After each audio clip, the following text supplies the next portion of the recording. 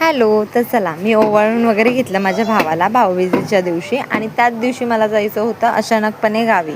मग थोडंसं सेलिब्रेशन केलं आणि मस्तपैकी निघाले गावाकडे आणि माझ्या मोठ्या मुलीला मी माझ्या मम्मीच्या घरी ठेवलं आणि लहान मुलीला घेऊन गेलो सोबत. आम्ही स्टेशनला पोचलो लवकर आणि मग लगेच पकडली आम्ही ट्रेनमध्ये बसलो नाही की लागली भूक आम्हाला. लगेच लागली मी जेवायला. मस्तपैकी बिर्याणी पार्सल घेतली होती आणि जेवायला लागली मी. ही एक फॅमिली भेटली होती आम्हाला, चेंबूरची आहे. ती पण खूप गोड आणि स्वीट होती. मग एक तो नांदेडचा दादासुद्धा भेटला होता बघा. हा पण खूप छान होता. आणि मग नंतर चला आम्ही उतरलो जालन्याला उतरलो. तर मस्त थंडी होती आणि आम्हाला ऑटो काही भेटलीच नाही. आम्ही आलो ऑटो स्टँडवरनं घेतली मग आम्ही ऑटो आणि निघालो घराकडे.